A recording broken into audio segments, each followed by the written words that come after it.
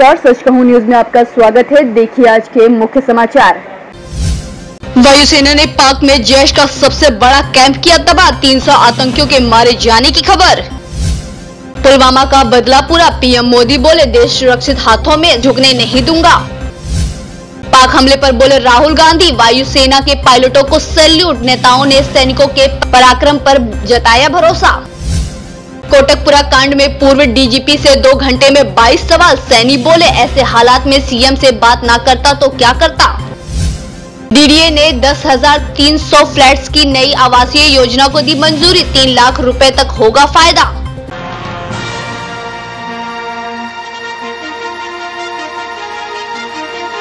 और अब खबरें विस्तार से। पुलवामा हमले के 12 दिन बाद भारतीय वायुसेना ने आतंकी संगठन जैश ए मोहम्मद के खिलाफ बड़ी कार्रवाई की है।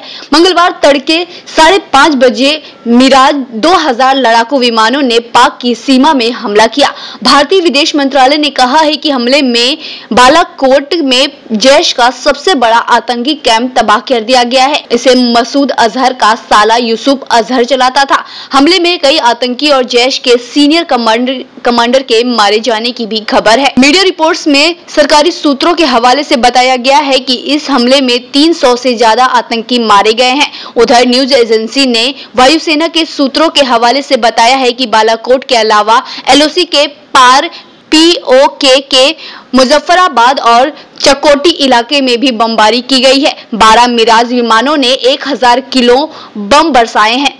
जैश का कंट्रोल रूम अल्फा 3 उड़ा दिया गया है। वायुसेना ने मसूद के जिस साले यूसुफ को निशाना बनाया वो इंटरपोल की मोस्ट वांटेड लिस्ट में था।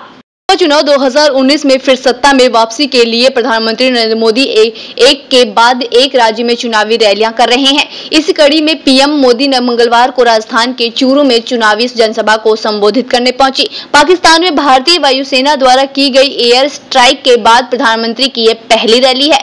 प्रधानमंत्री नरेंद्र मोदी ने चूरू की रैली में कहा कि आज देश का मिजाज अलग है। उन्होंने कहा कि मैं देश को विश्वास दिलाता हूं कि देश सुरक्षित हाथों में है। प्रधानमंत्री ने कहा कि 2014 में मैंने कहा था कि सौगंध मुझे इस मिट्टी की, मैं देश नहीं झुकने दूंगा। पीएम ने कहा कि देश से बड़ा कुछ नहीं होता। प्रधानमंत्री नरेंद्र मोदी ने इस दौरान पूर्व प्रधानमंत्री अटल बिहारी वाजपेयी की कविता को भी पढ़ा। पुलवामा में फियादीन हमले के बाद पाकिस्तानी खुफिया एजेंसी आईएसआई ने जैश ए मोहम्मद के सरगना मसूद अजहर को सेफ जोन में छिपा दिया है। खुफिया सूत्रों के मुताबिक अजहर को 17-18 फरवरी यानी पुलवामा हमले के बाद रावलपिंडी से बहावलपुर के नजदीक कोटघानी में भेजा गया है। आईएसआई ने उसकी सुरक्षा भी बढ़ा दी है। बताया जा रहा है कि पुलवामा में जब हमला हुआ उस वक्त अजहर रावलपिंडी में सेना के अस्पताल में भर्ती था। उसे 17-18 फरवरी को कोटघानी भेजा गया है। जानकारी ये भी है कि अजहर ने हिजबुल के सरगना सैयद सलाउद्दीन से भी मुलाकात की है। खुफिया सूत्रों का मानना है कि दोनों आतंकी सरगनाओं के बीच हुई इस मीटिंग में एक दूसरे को मदद देकर फिर से मजबूत होने की साजिश पर बात होगी।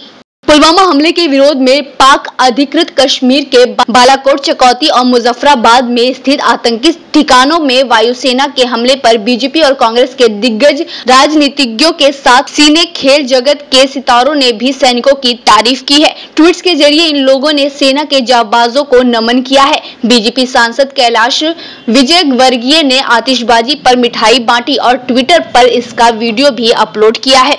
भारत में 14 फरवरी को पुलवामा में हुए आतंकी हमले का बदला ले लिया गया है। भारतीय वायुसेना ने मंगलवार तड़के पाकिस्तान के बालाकोट में घुसकर कई आतंकी कैंपों को तबाह कर दिया है। हिंदुस्तान ने पाकिस्तान पर यह कार्रवाई 13वें दिन की है। वैसे तो 13वें दिन को हिंदू रीति रिवाज में अच्छा नहीं माना जाता, लेकिन ये 13वां दिन इतिहास में दर्ज हो गया है और देश में जश्न का माहौल है। हिंदू धर्म में किसी के मरने की तिथि से 13वें दिन किया जाने वाला पिंडदान संस्कार होता है। इसके बिना इस संस्कार की पूर्णता नहीं होती। इसमें 13 ब्राह्मणों को भोजन कराया जाता है। आपको बता दें, वायुसेना के करीब 12 मिराज विमानों ने इस बालाकोट में ऑपरेशन को अंजाम दिया। हमले में 300 से ज्यादा आतंकियों के मारे जाने की संभावना है। पाकिस्तान की ओर से हमले की बात स्वीकार ली गई है। हालांकि पाकिस्तान ने किसी भी तरह से नुकसान की बात मानने से इनकार कर दिया है। समय बचाने के लिए क्या अयोध्या विवाद को मध्यस्थ के पास भेजा जा सकता है? इस पर सुप्रीम कोर्ट 5 मार्च को फैसला करेगा। मंगलवार को हुई सुनवाई के दौरान सुप्रीम कोर्ट ने अपनी निगरानी में मध्यस्थ के जरिए विवाद का समाधान निकालने पर सहमति जताई है। कोर्ट का कहना है कि 1% चांस होने पर भी मध्यस्थ के जरिए मामला सुलझाने की कोशिश होनी चाहिए। इससे पहले चीफ जस्टिस ने अयोध्या मामले से जुड़े दस्तावेजों की अनुवाद रिपोर्ट पर भी सभी पक्षों से राय मांगी। एक पक्ष की तरफ से पेश वकील राजीव धवन का कहना है कि अनुवाद की कॉपियों को जांचने के लिए उन्हें 8 से 12 हफ्तों का समय चाहिए। रामलला की तरफ से पेश एस वैद्यनाथन ने कहा कि दिसंबर 2017 में सभी पक्षों ने दस्तावेजों के अनुवाद की रिपोर्ट को जांचने के बाद स्वीकार किया था। 2 साल बाद ये लोग सवाल क्यों उठा रहे हैं? कोटकपुरा गोलीकांड में एसआईटी ने सोमवार को पूर्व डीजीपी सुमेध सिंह सैनी से 2 घंटे पूछताछ की। करीब दोपहर 3 बजे शुरू हुई पूछताछ 5 बजे तक चली। सैनी अपने साथ केस से संबंधित महत्वपूर्ण दस्तावेज और कुछ मोबाइल वीडियोस लेकर आए थे, जो उन्होंने एसआईटी को दिए। इनमें कोटकपुरा से जुड़ी 3 वीडियो क्लिप थी। एसआईटी ने करीब 22 सवाल तैयार किए थे, जिन्हें सैनी से टुकड़ों में पूछा गया। सैनी ने खुद पहले शुरुआत में कहा कि बताओ आपने क्या पूछना है। एसआईटी के सदस्यों ने सैनी से पूछा कि कोटकपुरा गोलीकांड के बारे में जब आपको जानकारी मिली तो उस समय आपको किन हालातों के बारे में बताया गया था। इस पर सैनी ने जवाब दिया कि कोटकपुरा में जो भी प्रदर्शन चल रहा था वो शांतिमय नहीं था। उस समय कुछ लोग प्रदर्शनकारियों को भड़का रहे थे। रेल मंत्री पीयूष गोयल की ओर से रेल हादसों में लगातार कमी की बात कही जा रही है, लेकिन ऐसे हादसे कम होने का नाम नहीं ले रहे।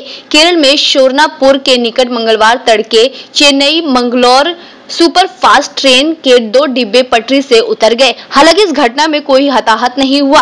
रेलवे सूत्रों ने बताया कि शोरनपुर स्टेशन के पास सुबह करीब 6:30 बजे हुई घटना के कारण ट्रेन सेवा प्रभावित हुई है। घटना में इंजन के पीछे लगे 2 डिब्बे पटरी से उतर गए। पटरी से उतरा एक डिब्बा नजदीक लगे बिजली के खंभे से टकरा गया, जिससे उसे कुछ नुकसान पहुंचा है। घटना के कारण 3 दिशाओं तिरुवनंतपुरम, मंगलुरु और पलक्कड़ में ट्रेन सेवाएं प्रभावित हुई हैं।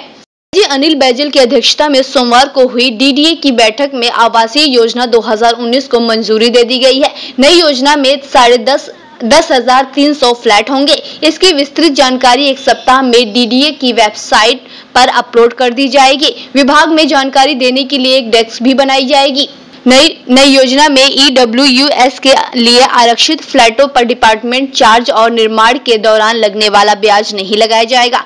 ईडब्ल्यूएस फ्लैट आवंटियों को 3 लाख रुपए तक का फायदा होगा। आज के इस बुलेटिन में बस इतना ही। बने रहिए सच कहूं न्यूज के साथ।